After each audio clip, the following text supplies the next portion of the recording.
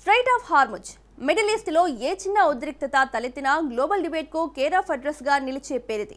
ఎందుకంటే ఇరాన్ కనుక ఈ జలసంధిని మూసేస్తే ప్రపంచ ఆర్థిక వ్యవస్థ షేక్ అయిపోతుంది. గతంలో చాలాసార్లు హార్ముజ్ను మూసేస్తామని టెహ్రాన్ బెదిరించినా ఆ సాహసం చేయలేదు. అలాంటిది ఫస్ట్ టైం తాత్కాలికంగా మూసివేస్తున్నట్టు టెహ్రాన్ ప్రకటించింది.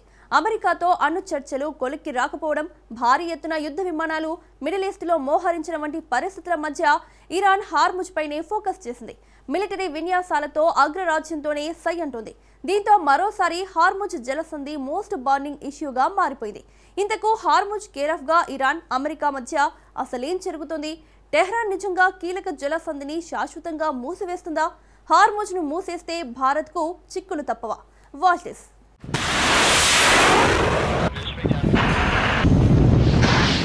హార్ముజ్ కేరాఫ్గా high voltage military action.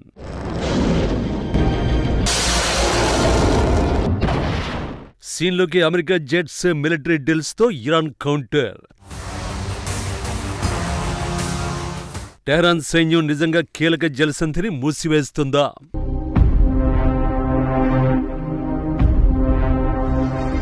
Hormuz జలసంధిలో హై వోల్టేజ్ మిలిటరీ డ్రిల్స్ కి సంబంధించిన విజువల్స్ ఇవి.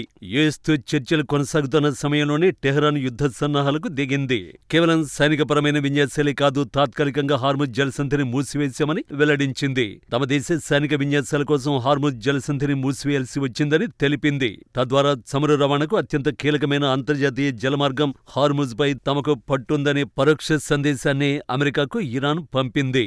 హార్ముజ్ జలసంధిని మూసివేస్తున్నట్టు టెహ్రాన్ ప్రకటన చేయడం ఇదే తొలిసారి. స్విట్జర్లాండ్లోని జెనీవా వేదికగా అమెరికాతో ఇరాన్ చర్చలు జరిపినప్పుడే దేశ భద్రత కోసం హార్ముజ్ జలసంధిని ఇరాన్ తాత్కాలికంగా మూసివేసినట్టు ఆ దేశ మీడియాలో కథనాలొచ్చాయి. అయితే ఈ మూసివేత కేవలం కొన్ని గంటల పాటు మాత్రమే జరిగింది. ప్రస్తుతం ఈ జలసంధి గుండా నౌకల రాకపోకలు మళ్లీ సాధారణ స్థితికి చేరుకున్నాయి. కానీ పూర్తి స్థాయిలో ఎప్పుడైనా మూసివేయొచ్చన్న అనుమానాలు వ్యక్తమవుతున్నాయి.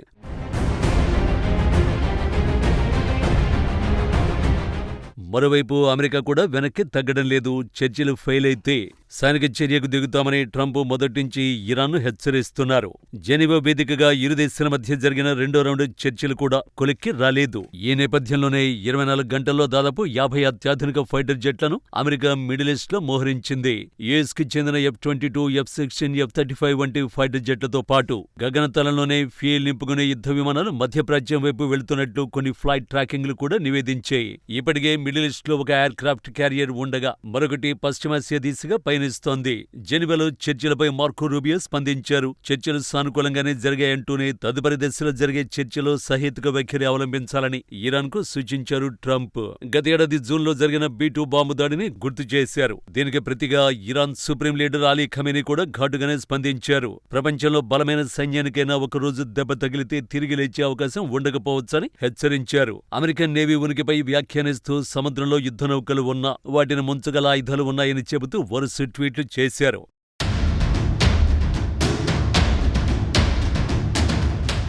ఇదంతా ఓకే.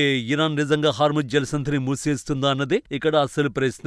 అదే జరిగితే ప్రపంచ ఆర్థిక వ్యవస్థకు మరో బిగ్ షాక్ తప్పదు. ఎందుకో తెలియాలంటే ఈ జలసంధి ఎంత కీలకమో తెలుసుకోవాలి. అరేబియా సముద్రంలో ఒమన్కు చెందిన ముసాండన్ ద్వీపకల్పం ఇరాన్ మధ్య ఉంది అత్యంత ఇరుకైన జలసంధి. ఈ మార్గంలో ఒకచోట చాలా ఇరుకుగా 33 కిలోమీటర్లు మాత్రమే ఉంటుంది. ఇరు దేశాలు ఇందులో అత్యధిక భాగం తమదేనని వాదిస్తాయి. దీనిలో 2 షిప్పింగ్ లేన్లు ఉన్నాయి. ఇందులో హెవీ క్రూడ్ క్యారియర్లు సులువుగా ప్రయాణిస్తాయి. దీనిలో ఒమన్ తీరం నుంచి నౌకలు పర్షియన్ గల్ఫ్ లోకి ప్రవేశిస్తాయి. చమురు నింపుకొని ఇరాన్ సమీపం నుంచి హార్ముజ్ను దాటి బయటకొస్తాయి. ఈ మార్గం నుంచి నిత్యం 2 కోట్ల పీపాల చమురు వివిధ దేశాలకు వెళుతుంది. ఇది మొత్తం ప్రపంచం వినియోగించే దానిలో 5వ వంతుకు సమానం. Saudi, Iran, UAE, Kuwait, Iraq దేశాల నుంచి ఎగుమతవుతోంది. ఇక లిక్విఫైడ్ నేచురల్ గ్యాస్ రవాణాకు కూడా అత్యంత కీలకం. 1/3 వంతు LNG కూడా ఇక్కడి నుంచే వివిధ దేశాలకు చేరుతుంది. దీనిలో అత్యధికం ఖతారు ఎగుమతి చేస్తుంది. ఈ జలసంధిలో ఏర్పడే ఏ అంతరాయమైనా ప్రపంచ వాణిజ్యాన్ని గజగజలాడిస్తుంది. దీన్ని గుర్తించిన అమెరికా బహ్రెయిన్లో తన 5th ఫ్లీట్ స్థావరాన్ని ఏర్పాటు చేసుకుంది. ఇక ఈ మార్గం నుంచి వచ్చే చమురు, LNG అత్యధికంగా భారత్, చైనా, దక్షిణ కొరియా, జపాన్ దేశాలకు ఎగుమతవుతోంది. సో ఈ కీలక జలసంధిని మూసివేస్తే మనకు ఇబ్బందులు తప్పవన్నమాటే.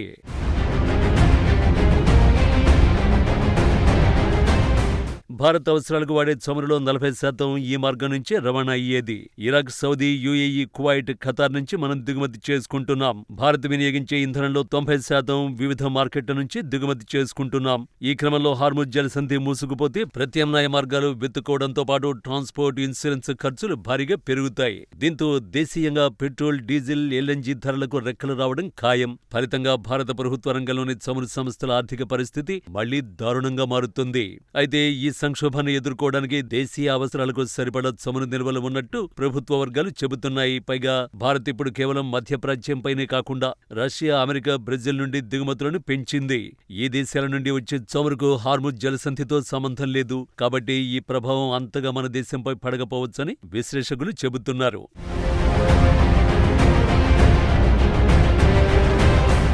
నిజానికి ఇరాన్ ఎన్నడూ ఈ జలసంధిని మూయలేదు. ఎందుకంటే ఈ జలసంధిని మూసేస్తే నష్టపోయేది కూడా ఆ దేశమే. టెహరాన్ ఉత్పత్తి చేసే చమురులో 80% చైనా కొనుగోలు చేస్తుంది.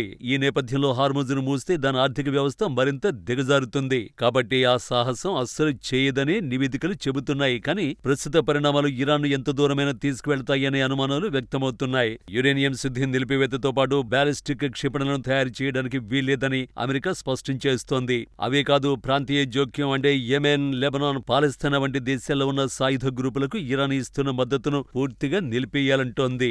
అందుకు టెహ్రాన్ ససిమిరా అంటోంది. అవసరమైతే అమెరికాతో యుద్ధానికైనా సిద్ధమే, కానీ మీ ఒత్తిళ్లకు తలొగ్గేది లేదంటోంది.